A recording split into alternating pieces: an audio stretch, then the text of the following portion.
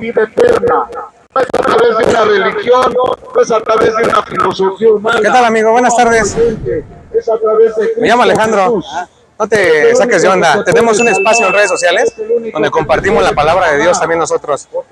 Quería ver si hay chance de compartir con él un diálogo bíblico. La bocina no es mía, yo nomás reparto folletos.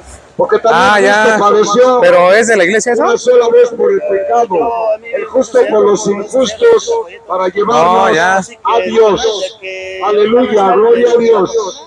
Ajá. Eso viene en el primer libro de Pedro, capítulo 3, verso 18. O déjame preguntarle a él a ver qué me dice.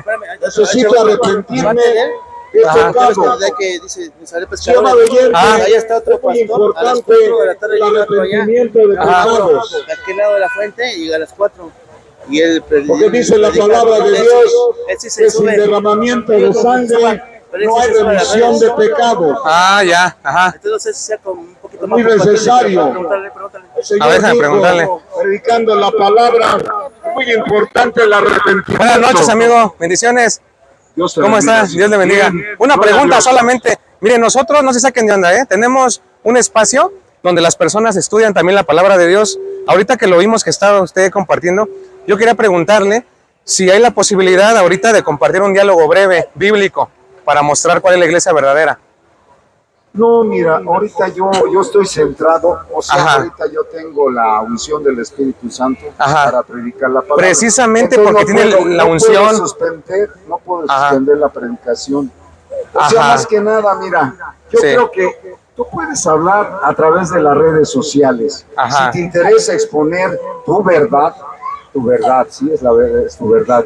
Porque el único que tiene la verdad es Cristo Jesús, ¿verdad? Él es el camino, la verdad y la vida. Pero tú puedes ir a las redes sociales, ¿sí? Allí yo tengo compañeros que pueden tener un diálogo contigo, no van a contender para nada en lo absoluto. Ajá. La Sí, más palabra que de nada Dios es algo no para respetuoso, contender, es respetuoso el diálogo. Con todo respeto, Dios te bendiga. Así le digo a toda la gente, a los mormones, a los de la luz. ¿Usted de qué congregación es, por ejemplo? Yo soy de Getsemaní Piloto. ¿De qué corte? Yo ¿Pentecostal? vivo- exactamente. Pentecostal. Yo, mira, la iglesia central a donde yo luego vengo es aquí en Portales, en Libertad 27. Ahí cualquier cosa que quieras puedes hablar con mi pastor. Se llama Aarón Cortés. Aarón Cortés. Aarón Cortés, ahí. Porque ¿Qué fíjese vas a- que si traes- yo traigo ahí como un si traes desacuerdo. Ajá. Bueno, puedes ahí. Sí, Ahí yo- puedes tú dialogar con él. Un desacuerdo porque a mí me comentaban que eran la iglesia de Cristo los pentecostales. Él ya lo ubico de vez en cuando. Ahí anda. ¿Mande? Por favor, no interrumpas. Déjeme platicar con él No, tantito, señor, apenas no, comenzó. señor. ¿Por qué usted es tan Cuando metiche, tanto- señor? No, metiche ni qué nada, hijo del diablo, váyase para allá. Está compartiendo la palabra. Es que sí, pero Está estamos platicando compartiendo. tranquilos. No, mi Mire, hermano. el otro día yo vine, él ya me topa. El otro día yo vine y él habla mucho de la iglesia católica. Pero a la mera hora, cuando yo le digo, vamos a platicar, ¿por qué, señor, usted no quiere platicar conmigo? A ver, ¿por qué? Pero deme un motivo, ¿por qué no? Porque son hijos del diablo. Aleluya, gloria a Dios. ¿Y qué fundamentos tiene? Porque mire, usted predica el amor aquí en la gente. Permíteme. Cuando llegó la Santa Inquisición, quemaron a los indígenas. ¿Y por el qué? catolicismo así entró. Se retira ahí. Y no ¿Y por tengo- qué? no, Ve lo que yo le digo, señor. ¿Ya ve? Él ya me lo he encontrado otras ocasiones aquí y se comporta de esa manera. Yo vengo tranquilo, usted estaba platicando conmigo tranquilo. Yo nada más digo que estoy en desacuerdo de que, por ejemplo, dicen los pentecostales que son la iglesia de Cristo, yo digo que no son. ¿Sabe por qué? Porque en el año 1900 y cacho nacen con Carlos Parán, posteriormente nacen también con McAllister, y usted sabe que hubo una división de asambleas entre pentecostales unitarios y pentecostales trinitarios. ¿Me permites un momento? Sí, claro. ¿Puedes pasar por acá, por favor? Dígame.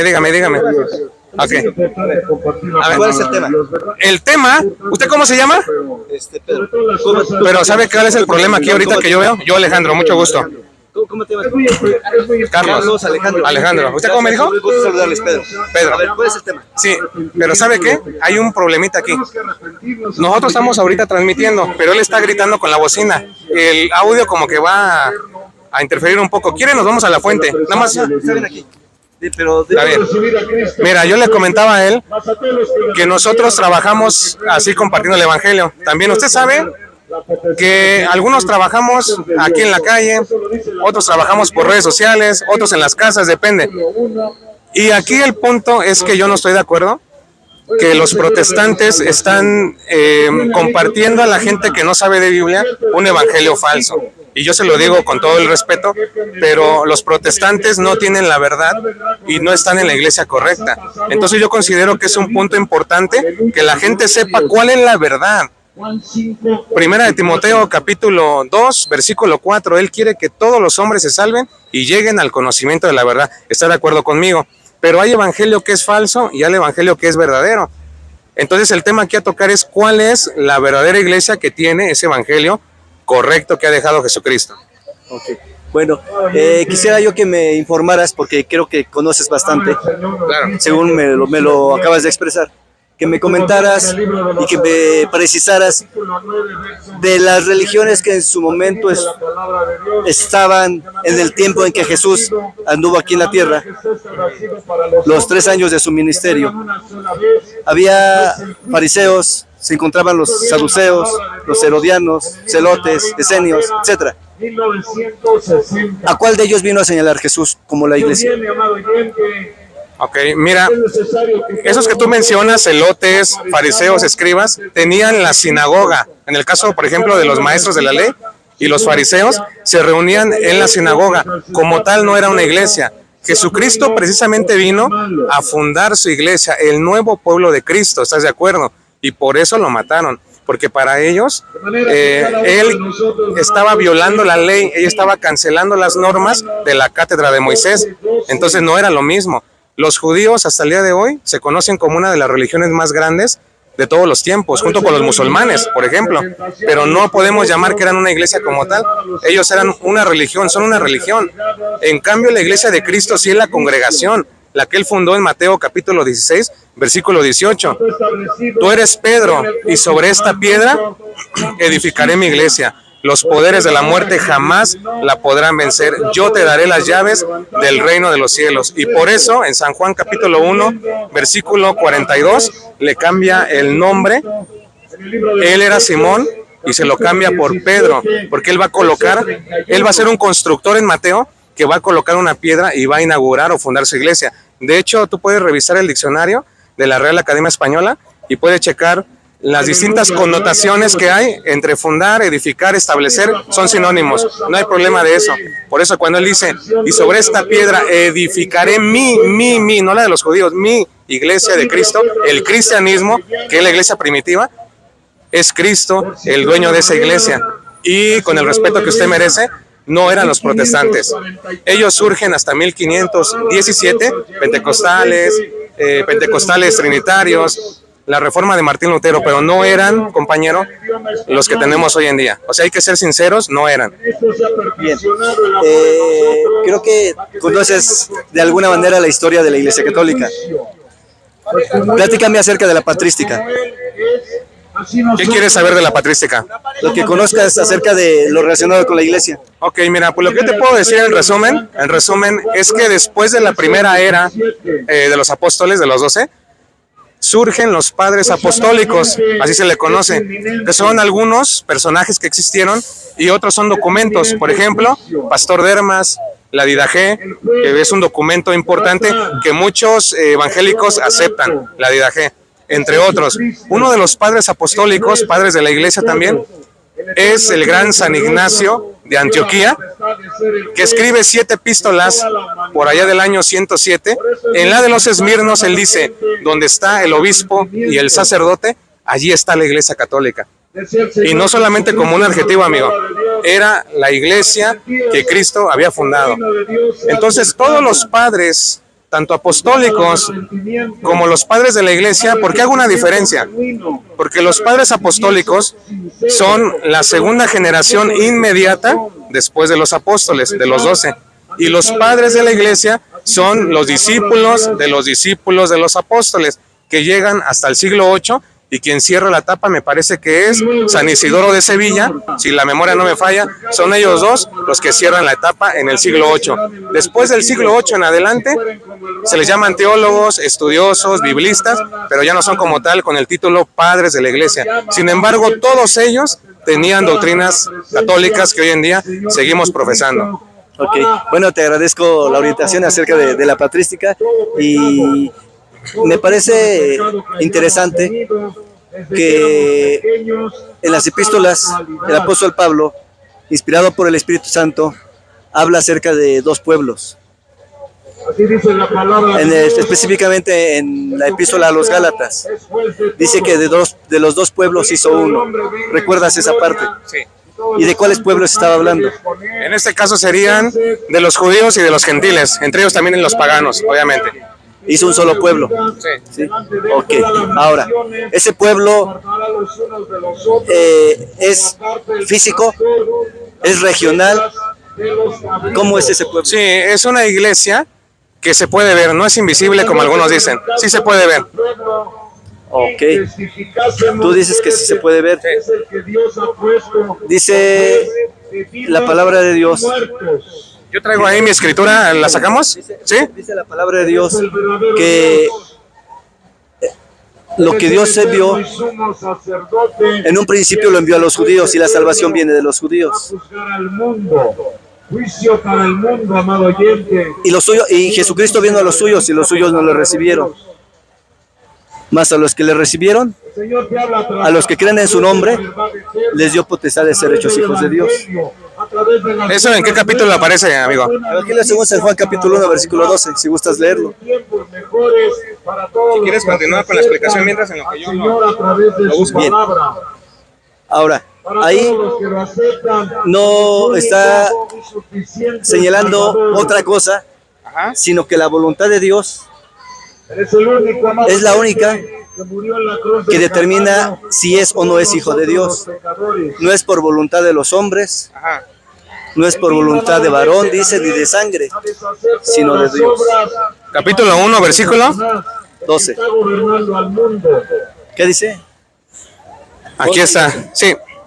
Vino a su propia casa y los suyos no le recibieron, pero a todos los que lo recibieron les dio capacidad para ser hijos de Dios.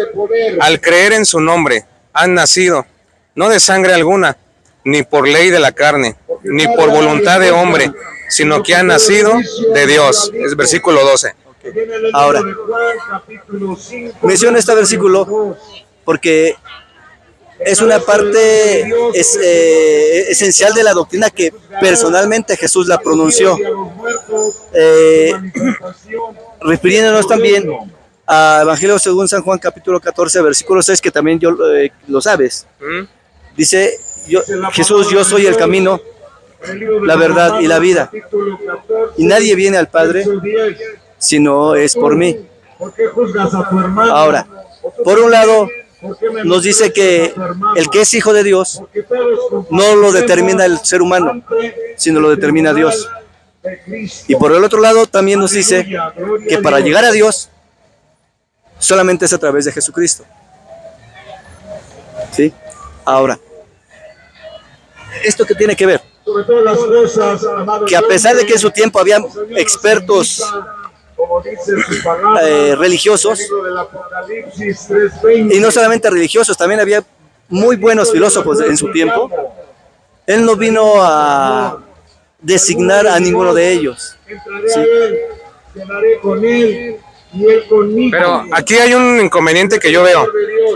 O sea, yo estoy de acuerdo con la escritura cuando dice que somos hijos de Dios. En este caso, todos los bautizados, no me voy a meter en el tema del bautismo porque ya lo hemos tocado últimamente, pero tú debes de saber que con el bautismo somos verdaderos hijos de Dios, porque antes del bautismo es criatura de Dios. Después del bautismo pertenecemos a Cristo y somos verdaderos hijos de Dios, a lo cual en la teología católica le llamamos adopción filial. O sea, somos hijos de Dios por adopción. En lo que yo no estoy de acuerdo es que ¿por qué salirme de la iglesia original que ha dejado Cristo para buscar otra iglesia, o en el caso de personas, pastores, que quieren fundar otras iglesias fuera de la que ya Jesucristo fundó en Mateo capítulo 16, verso 18? Quisiera yo hacerte esa pregunta. Tú me has hecho 3 preguntas, ya te las respondí. Ahora yo quiero que tú me respondas 2 o 3. La primera sería, ¿qué pastor, qué nombre de algún pastor o de algún laico estaba en tiempos de Jesucristo o de la iglesia primitiva? que tú me puedes decir, mira, estaban ellos en aquel entonces, para por lo menos dar una referencia que pueden llegar a ser la iglesia de Cristo. ¿Quiénes serían, amigo? Bueno, y yo sabré descansar. acerca de esto, 11:28. Venid a él, amado oyente. cuando hablamos de iglesia, Métele un poquito de voz para que no se vea. cuando hablamos de iglesia, podemos hablar en dos ámbitos. La iglesia esencialmente espiritual y la iglesia como un organismo administrativo. Ajá. Sí. Sí. Como un organismo administrativo, podemos pensar que la iglesia, cada asociación religiosa tiene un inicio y se determina con base en sus estatutos internos en el aspecto administrativo. Pero en el ámbito espiritual, eso escapa a la organización humana, escapa al encasillamiento administrativo humano. ¿Por qué? Porque así como el Espíritu de Dios es omnipresente, está en todos lados, así esa iglesia no se puede encerrar en un espacio geográfico. ¿Por qué? Porque en algún momento cuando Jesús se presentó en un lugar denominado Sicar, allá en Samaria, la mujer le dijo, oye, tú eres judío y yo soy samaritana. Nosotros decimos que aquí se debe de adorar, en este monte, en Samaria. Y los judíos dicen que se debe de adorar en Jerusalén. Sí. Y entonces la respuesta de Jesús dijo, habrá tiempo en que Los verdaderos adoradores ni en Jerusalén se adorará, ¿sí? en espíritu y en verdad. ¿Eh? Sino que es necesario que los que adoran a Dios adoren en espíritu y en verdad. Ahora, Ajá. hablo esto porque lo que nosotros queremos encasillar en nuestra limitación humana, no lo podemos encasillar a aquel que sobrepasa el tiempo y el espacio. Pero hay una cosa en la cual yo no estoy de acuerdo con la doctrina evangélica. Por ejemplo, tú me mencionas que no podemos encerrar, algo así, en un punto geográfico a la iglesia. Quiero aclarar que yo no he dicho, pero por si acaso, que la iglesia es el templo de 4 paredes. Eso es el templo, ¿sí? La iglesia es la congregación de personas y sí es visible. Es verdad que tiene una parte espiritual, pero también es visible. O sea, sí se puede ver. Y yo comento esto porque es un 50 y 50%. Por ejemplo, 50% la verdadera doctrina y perseverar en ello. Y segundo, que esa iglesia tenga pruebas, ¿me entiendes? Pruebas de que es la iglesia original de Cristo. Es como si yo, te pongo un ejemplo, yo te digo, ¿sabes qué?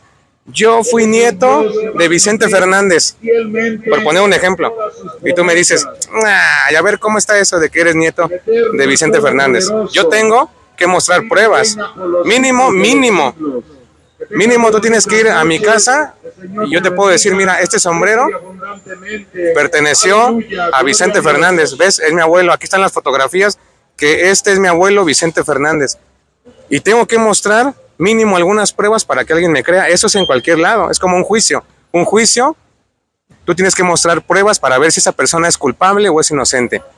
Entonces, a lo que yo voy es que la iglesia de Cristo tiene pruebas arqueológicas, históricas, geográficas también, para demostrar si es la verdadera. O sea, no solamente podemos decir, yo creo en Cristo y ya, aleluya, gloria al Señor, pero no me congrego en la verdadera iglesia, sino me salgo a otra. Por eso vuelvo a mi pregunta. Quisiera que fueras más concreto. Tú dices, me salgo a otra. Es lo que hace mucha gente. Por ejemplo, gente que tiene problemas de adicciones y dicen, yo era drogadicto. De verdad que yo he escuchado esto en muchos protestantes. Yo era drogadicto. Por allá un señor me salió hace unos días, decía, yo cuando era católico tenía 3 mujeres. Me lo dijo el señor abiertamente. Yo dije, ¿cómo está eso? En la iglesia nos enseña eso. Yo soy perseverante, gracias a Dios, y nunca, ni en el magisterio, ni en las escrituras, ni en las homilías de los sacerdotes nos mandan a tener 3 mujeres. La mayoría de personas que, voy al punto, se van a otra iglesia es porque tienen problemas de depresión, adicción, ansiedad, borrachera, lo que sea, y llegan estas personas y le dicen, arrepiéntete, acepta al Señor Jesucristo como tu Salvador, y entonces no solamente es de aceptarlo, sino que bajita la mano, amigo, los cambian de congregación. A eso me refiero cuando uno dice salirse de la iglesia. Ya no van a la católica, pero ¿sabes por qué? Por pereza espiritual. Yo te comparto rápido y la gente que me escucha lo sabe. Ahí tengo mi testimonio de alcoholismo, mucho tiempo alcoholismo, casi 8 años más o menos, quienes vieron mi testimonio en redes sociales. Y véanme, no me congrego en otra iglesia porque sé que la única que ha fundado Jesucristo es la iglesia católica. Que hay buenos y malos, sí. Me voy a encontrar con catequistas que no hacen bien las cosas, otras que sí, obispos que hacen bien las cosas, otros que no. Eso no lo vamos a negar. Pero mi amigo, lo que yo quiero llegar es que no es necesario abandonar la iglesia verdadera por irme a otra congregación nada más porque era borracho y después ya no soy borracho. ¿Sí me explico esa parte? Sí, explicas parte de la realidad. Es una realidad. Parte de la realidad porque solamente es la realidad de una persona, o de dos, Exacto. o de un testimonio propio, ajá. exacto. Ahora, el Evangelio no fue dado de manera exclusiva Uh-huh. a una persona o a un grupo de personas. Desde el mismo momento en que Jesús su doctrina la enseñó a miles de personas en diferentes eventos, no cerró su doctrina a una persona o a un grupo de personas. ¿Sí? Cuando en algún momento le dijeron, oye, mira que allá están predicando,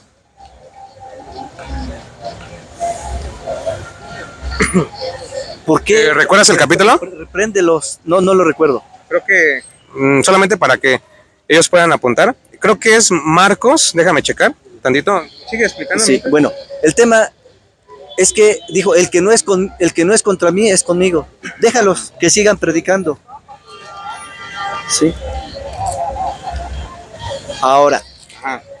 más adelante, dentro de la historia bíblica de la iglesia, de la primera iglesia, se habla de que los judíos, los cristianos, no organizados todavía, Ajá. fueron esparcidos hacia otras regiones, fuera de Jerusalén, fuera de Judea, y allá anunciaron las buenas nuevas de salvación en Cristo Jesús. No era una iglesia organizada, y no obstante, Perdón, ¿me puedes repetir esa parte que dijiste de la iglesia? ¿Qué? sí, cuando los judíos, eso se narra en el libro de los Hechos, los 4 primeros capítulos. La iglesia que estaba en Jerusalén fue perseguida. Ahí dice que la iglesia, los cristianos salieron, tuvieron que huir de Jerusalén para no ser asesinados por el Imperio Romano, por los sacerdotes que los perseguían, ¿no? Sí. Y allá fueron predicando, pero no era una iglesia organizada. Ok, voy. Mira, en Marcos capítulo 3, versículo 13, que es casi el prólogo del comienzo del ministerio de Jesús, por lo menos en ese evangelio, vamos a encontrar que dice, él llamó a los que él quiso. Ya desde el momento que eran 12 discípulos o 12 apóstoles, ¿estás de acuerdo que ya había un plan en el cual era tener una iglesia, tener su iglesia? Comenzaron 12 y después se fue extendiendo. Si tú lees todos los hechos de los apóstoles, vas a encontrar que el trabajo de la iglesia, ¿sí? Pero vuelvo y repito, no era la iglesia protestante. De hecho, te pregunté si podía haber un nombre de un pastor. Y qué bueno que lo mencionas. Hay que reconocerlo, no era la iglesia protestante. Qué bueno que mencionas eso, porque Dios estableció a 12. Cuando Judas traicionó a Jesús, quedaron 11. Y la iglesia más cercana, los más cercanos a Jesús, quisieron nombrar a un sustituto, a su forma, a su parecer. Y nombraron a uno que se llamaba Matías. Fue una decisión administrativa entre ellos. Pero la misma escritura da testimonio de que a quien Dios levantó no fue a Matías, sino fue a alguien que ni siquiera anduvo con los 12, a Saulo de Tarso. Y de él tenemos gran cantidad de epístolas y sobre las cuales el cristianismo se rige. Ok, mira, ese sería un tema largo, el tema de la sucesión apostólica. Lo que él menciona aparece en los Hechos, capítulo 1, versículo 23 al 24, la elección de Matías. Sin embargo, si leemos todo el contexto, para ir resumiendo, porque ya comenzó también otro de aquel lado, y luego se escucha la música. Entonces, lo que yo quiero dejar claro con Matías es que también formó parte de los apóstoles, y la decisión que tomaron, amigo, no fue decisión solamente de ellos solitos y de su cabeza. Ah, no, es que este me cayó bien, Matías, porque presentaron a 2 candidatos, ¿te acuerdas? Uno lo descartaron y agarraron a Matías. Fue en inspiración por el Espíritu Santo. Estaban respaldados, había una garantía del Espíritu Santo. El texto que mencionas para terminar es Marcos, ya lo encontré, capítulo 9, versículo 38. Escuchen. Juan le dijo: Maestro, hemos visto a uno que hacía uso de tu nombre, ¿sí?, para expulsar demonios, y hemos tratado de impedírselo porque no anda con nosotros. Si el texto, amigo, terminara aquí, punto y listo, entonces, yo podría decirte, sí, tienes razón, cualquiera que ande en una plaza predicando, o un evangélico, protestante, ese es de Jesucristo porque viene en el nombre. Pero vean lo que dice, hay una clave para entender el texto. Jesús contestó: no se lo prohíban. Hasta aquí alguien puede decirme a mí: ¿ya viste, Alejandro? No interrumpas las charlas, no se los prohíbas, porque el mismo Jesús está diciendo que no se lo prohíbas. Pero vean, sí. Sí, pero no se desespere, estamos tranquilos. Ya que nadie puede hacer un milagro en mi nombre y luego hablar mal de mí. Aquí viene la clave. El que no está contra nosotros, está con nosotros. ¿Por qué no debían impedírselo a ese hombre? Porque ese hombre no estaba fuera de otra congregación ni enseñando otras doctrinas diferentes como hoy en día enseñan muchos protestantes, todos los protestantes. Por eso dice, repito, el que no está contra nosotros está con nosotros. Yo puedo ver un predicador de la verdadera iglesia de Cristo, no lo voy a frenar porque él tiene la misma doctrina que nosotros. Pero si veo un protestante que dice, por ejemplo, Jesucristo dijo: a quienes les perdonen los pecados, les quedan perdonados. San Juan capítulo 20, versículo 21. Y el protestante dice: usted no vaya con el cura o con el verdadero discípulo, el apóstol que dejó. Usted en su cuarto a solas está en contra de la verdadera doctrina que dejó Cristo. Cristo dijo: esto es mi cuerpo. San Lucas capítulo 22, versículo 19. Mateo 26, 26 en adelante.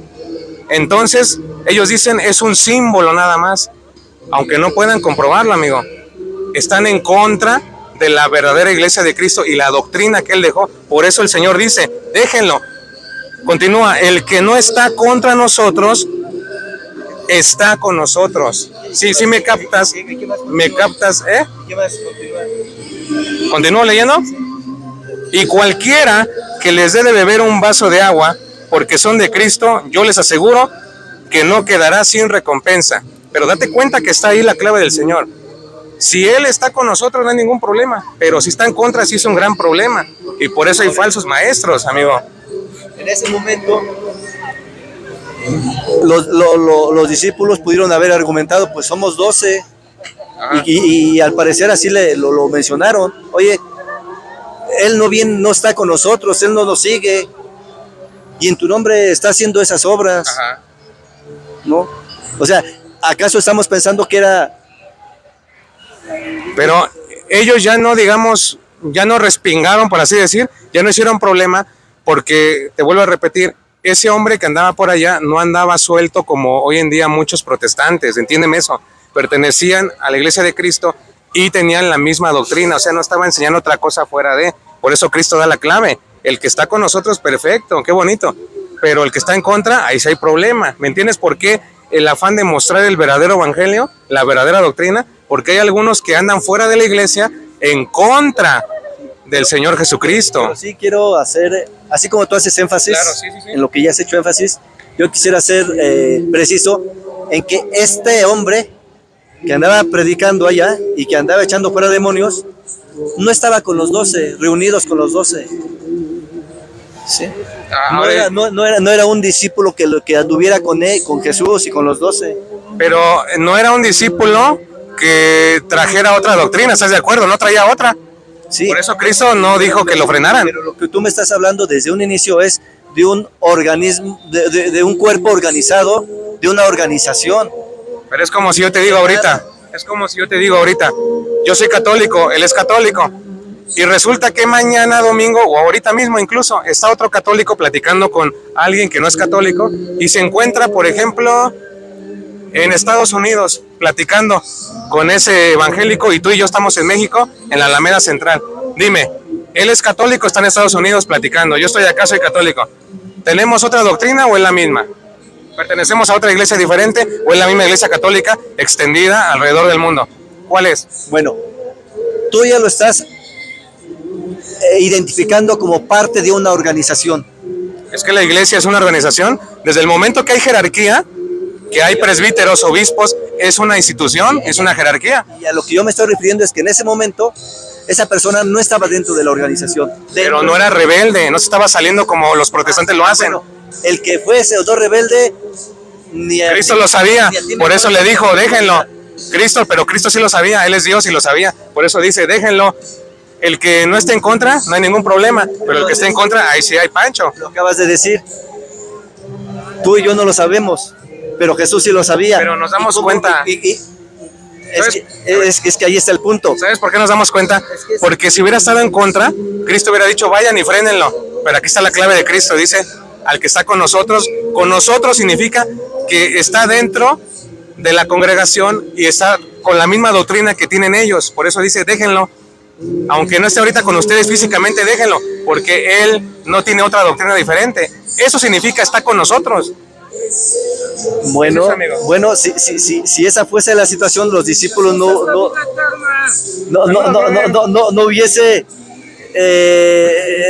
hubiesen pues preguntado a Jesús, oye, pues dile que no hable, dile que quiere hacer eso. Pero en este caso ellos sí tenían duda porque ellos venían de un lugar, pero Cristo, como es el maestro y Él es Dios, Él les da la respuesta y nos la da también a nosotros como lectores. Déjenlo, Él está con nosotros, solamente si alguien ve a alguien que está en contra, entonces sí, hay que pararle los tacos, decimos en México. ¿Por qué? Porque no tiene la doctrina correcta. Pero mira, para no enfrascarnos tanto en esto, nada más para cumplir. Claro, a ver, despídete. Sí, bueno, agradezco la atención, agradezco el tiempo. Sé que son temas que Son largos. son amplios y que se necesitan discutir con bases, ¿sí? En este momento no tenemos las herramientas geográficas, las herramientas arqueológicas, las herramientas históricas que nos podrían ayudar.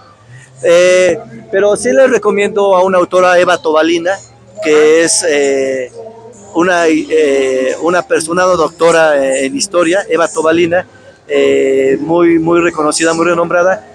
No sé qué religión profesa ella, pero sería bueno que la tomaran en cuenta para las referencias. Ok, pues yo quiero agradecerte, amigo, la verdad, el tiempo que nos das. ¿Sabes por qué? Porque al menos tú no te comportaste como lo que pasó al principio con este señor. La verdad te digo, yo lo he encontrado otras veces, tiene una actitud muy anticatólica, pero a la mera hora de platicar, ya viste, no pasó nada, simplemente es compartir el diálogo. Y yo también le quiero dar un consejo a las personas que nos siguen. Para eso tenemos la palabra de Dios. La palabra de Dios nos despeja con capítulos y versículos, nos muestra claro y raspado la verdad con Biblia. La historia nos apoya, los teólogos también hacen su aporte, pero la palabra de Dios es la palabra de Dios y usted en casa saca conclusiones. Ustedes son los mejores críticos, encomiéndense a Dios, al Espíritu Santo, para que tomen la mejor decisión. Y pues nada más, muchísimas gracias por este tiempo a todos, compartan y nos vemos en la próxima. Soy Alex, apologeta católico, y nos vemos en la siguiente. Que Dios les bendiga y la Virgen María también. Amigo, muchísimas gracias. Cuídate mucho.